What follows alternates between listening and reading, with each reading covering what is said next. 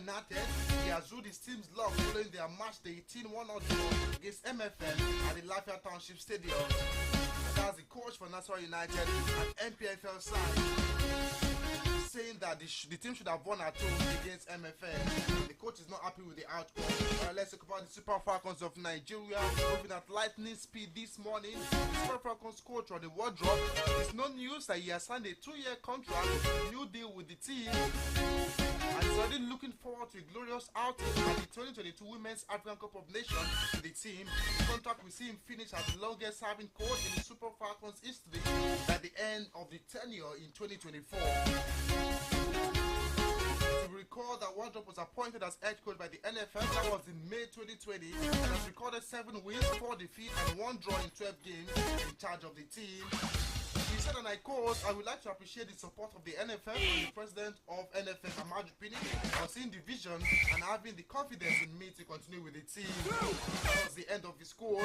Wardrop earlier this month helped Falcons qualify for the Women's African Cup of Nations in Morocco later this year, beating fellow West African rivals Ghana and Ivory Coast in the qualifying series.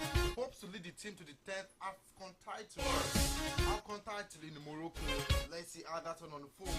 Alright, still building up to that encounter between the Super Eagles of Nigeria and the Black Stars of Ghana. Super Eagles coach Ibr92.5FM has hit back at the claims that he invited Ogunyonazi to appease some people. Ibr92.5FM named Onazi as one of the standby players in Nigeria's squad for the 2022 World Cup playoff games against Ghana. Although he's not expected to join the team in camp, Onazi's invitation has been criticized by fans as many believe his birthdays are past age and he has nothing to offer. Ibr92.5FM was then forced to defend his selection, saying in an interview that he vetted the 29-year-old to satisfy everybody.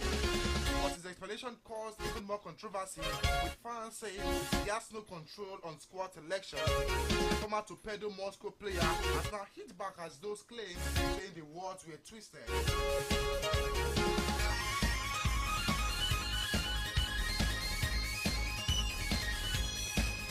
Still in the news is Ibr92.5FM, but Super Eagles manager has revealed he's still searching for midfielders that can fit into his own style of play, but says he will try to do with what he can do with his present team. At his disposal, Ibr92.5FM came under criticism at the 2021 African Cup of Nations following Nigeria's exit at the hands of Tunisia. The Super Eagles were arguably the best team in the group stage, winning all their games. However, they were knocked out to the round of 16 and the United Eagles recorded a stunning upset. Ibr92.5FM said it's difficult to play his style because Super Eagles do not have the kind of midfielders he likes. He revealed that he would like to have players like former Real Madrid B-star Mutiu Adepoju and late Thompson Oliya for his style of play. He said, and I quote, "The system I like to play, look for 2 offensive players who can run box to box." But he's saying right now we don't have that player in the team. He's willing to work with what he's got with the national team right now. That's Ibr92.5FM really talking tough, saying a lot ahead of that game against the Black Stars of Ghana. Alright, former Nigerian striker Jonathan Akpobere has started the Super Eagles to get a positive result in the first leg of the World Cup qualifying playoff against the Black Stars of Ghana later this month. The former Wolfsburg striker said that the first leg in Accra will go a long way in determining the fate of the Super Eagles of Nigeria. He won the technical crew under the guidance of Ibr92.5FM. Selects players who are willing and ready to sacrifice their legs against Ghana. Select players who are willing to sacrifice their legs against Ghana. That's the advice coming from Jonathan Akpobere to Ibr92.5FM this morning on AM Sport on Impact Business Radio. The winner of the Qatar will qualify for the World Trophy slated for Qatar later this year. Still in the build-up for Ghana, they have been given a major boost, huge boost for the goalkeeping position. Ghana assistant captain Orlando Pirates goalkeeper Richard Ofori has returned from injury. He had been plugged with injuries which saw him miss out on the country's participation at the African Cup of Nations in Cameroon in January. The 28-year-old last featured in Pirates Premiership 2021 was returned in action in the side's 3-0 win over Eswatini side Royal Leopards in Tumuye, the CAF Competition Cup on Sunday. And might have, however, confirmed that the shortstopper has been invited for the game against Nigeria with the coach Mandasikazi praising him for his quality this morning.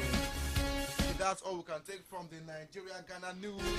Lead up to that one. But just before we leave that, finally, Southampton defender Mohamed Salisu has changed his mind after initially agreeing to play for the Black Stars of Ghana in the World Cup playoff against perennial rivals Nigeria. But Salisu has been angered by one of Ghana Football Association CFA's governing official body's decision to consider a protest by a club contesting the status of the player which previously affected his club career. The powerful defender has now been forced to reject the chance for playing for Ghana in the two-leg competition. Salisu had finally decided to play for Ghana after several months of engagement by the Ghana FA officials and the approach of coaches Otua and of course Chris Hughton. After a rejected calls from the Ghana, the engagement of the two coaches seemed to have brought about the change of reluctance for the Black Stars, which led to the public declaration by its relative that he will finally play for Ghana. While still stands, he is no more playing for Ghana right now.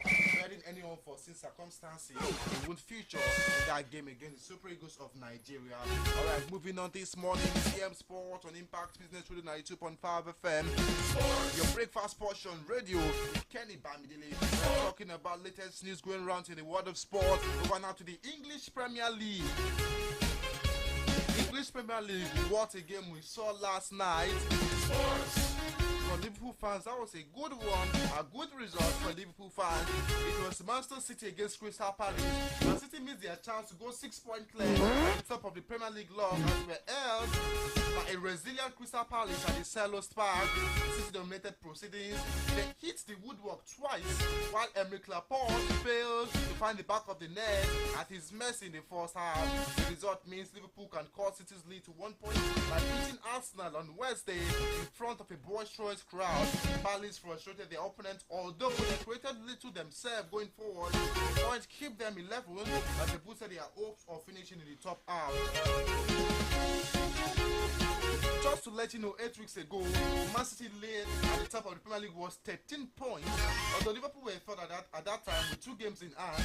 After this draw in South London, the gap is now 4 points. And Liverpool have 1 game in hand over their rivals. Will the PSG play each other at the Etihad in April? So Liverpool and Man City will still play.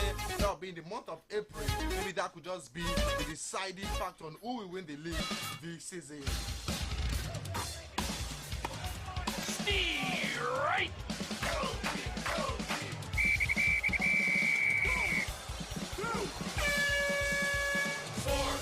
Man City midfielder Bernardo Silva said his side are still in a better position than Liverpool despite drawing with Crystal Palace yesterday. He said we couldn't score, we should have scored.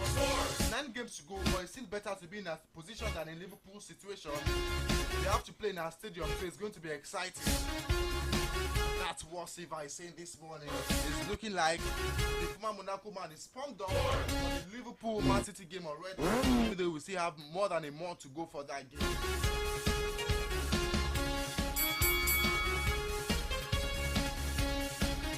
Alright, the latest concerning the Ibr92 situation over there in Chelsea. An investigation has uncovered new evidence about the corrupt deal that made Roman Abramovich feature, and of course made his future uncertain with Chelsea. And what really made his fortune?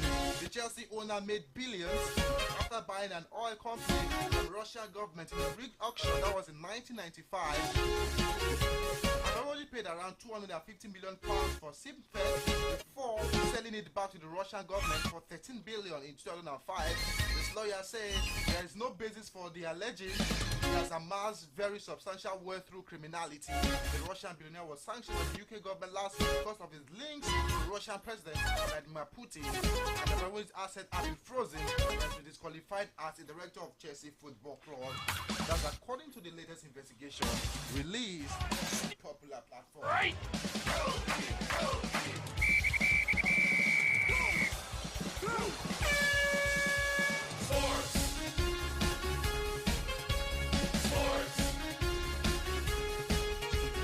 Champions League return this night, and let's talk about the UEFA Champions League right now on M Sport on Impact Business Radio 92.5 FM.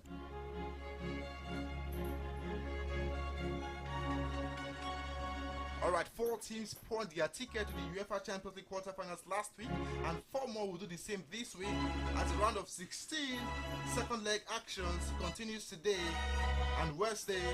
Teams like Liverpool, Real Madrid, Bayern Munich and Manchester City are all through to the next round, with more to join them in the coming days as Giants look to avoid upset and the underdogs aim to crash the party.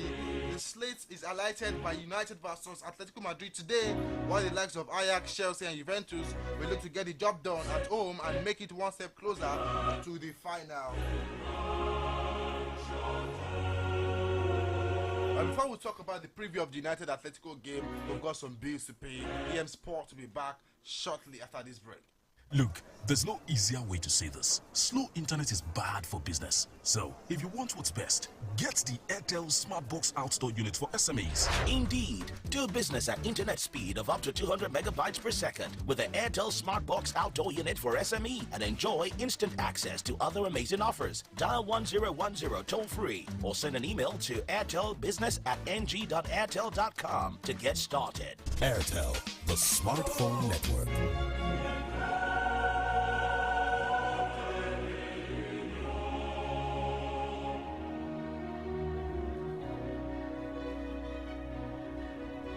Welcome back. We are still previewing the Champions League game tonight with Manchester United and of course Atletico Madrid. The remaining Champions League round of the second leg will be played today and tomorrow. United play host to La Liga champions Atletico Madrid at the Old Trafford with the tie evenly points. The first leg in Spain and then 1-0. United needed a goal from youngster Elanga to produce a late equalizer to keep them alive in the contest. Following that game, United failed to win their 2 subsequent fixtures in the Premier League. First being held to a draw by Watford, and they've been hammered, not by the Hammers, by Manchester City. However, Ralph Rangnick's men returned to winning ways this past weekend when they rode on Ronaldo's brilliance to beat Tottenham 3-2, and they'll be hoping to carry that momentum today again. Atletico Madrid have won each of their 3 fixtures since the first leg meeting with United. Los Rojiblancos have picked up victories against Celta Vigo, Real Betis and Cadiz, which has set them up an intriguing top 4 battle in the La Liga against Barcelona. The recent run of form will certainly have boosted Diego Simone's side, who will be confident of getting a positive result at the Old Trafford to cruise through to the next round. Well, with the away goal rule abolished, the United striker, the Wanda Metropolitano, did not give them an added advantage, which means everything will be all to play for at Old Trafford today. Meanwhile, quick team news: United have welcomed Scott McTominay, Bruno Fernandes, Luke Shaw back to training after they missed the weekend clash due to injury and of course illness issues. However, Ralph Rangnick considered that Shaw might not be fully ready to return to action to play today. No alterations are expected in goal, with David De Gea being the undisputed starter. Both Diego Dalot and Alex Telles should also keep their places in the fullback today, but Harry Maguire could be axed after his own goal against Tottenham, after Victor Lindelof and of course Rafael Varane should appear at the heart of Manchester centre back position today. Atletico Madrid will be without Matheus Cunha and January signing Daniel Ward, while Yannick Pereira Carrasco is suspended for the second leg due to accumulation of cards. Mario Hermoso and Geoffrey Kondogbia are not involved in the weekend clash due to injury. They have been named in the travelling squad. However, Lemar and Simivovic Southko are not part of the roster for the game. That's the build up to the United versus Atletico Madrid game coming up tonight. So the other game will be Ajax against Benfica. So watch out for those smart-watching encounter. Alright, let's move away from the Champions League. Still M Sport on Impact Business Radio 92.5 FM. Once again, it's going to be Manchester United against Atletico Madrid. And Ajax against Benfica.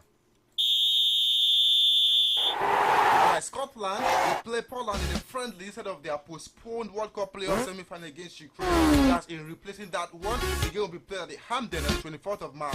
The date of the original time. That's what they'll be playing against Poland in the friendly instead of Ukraine. Remember, that game has been postponed indefinitely. In the Scottish Scottish Cup, Celtic and Rangers will meet in the semi-finals of the Scottish Cup, while City rivals Hearts and Ibania also go head-to-head at Andes. It's the first time the Glasgow and Edinburgh club have all made it all this far together in the history of the competition. The ties will be played on the weekend of 16th and 17th of April. Meanwhile, Celtic boss Ange Postecoglou predicted a cracking game after his side beat Dundee United at the Tanner Days. Right for Liverpool Football Club, Salah is a major doubt for Liverpool's trip to Arsenal after undergoing test on his foot injury sustained at Brighton. As again, club men look to keep the pressure on Manchester City in the Premier League title race. The striker will be a huge loss for Liverpool if he's forced into a spell on the sideline. His penalty at Brighton was his 28th goal of the season, but 20th in the Premier League, and Liverpool are seeking to make it 9 Premier League wins in a row at the Emirates. Let's look at the National Basketball Association this morning. Games played at the early hours of today. It was Denver Nuggets defeating the Philadelphia 76ers 117 to 110, and Boss Haaland received a special gift from ABC.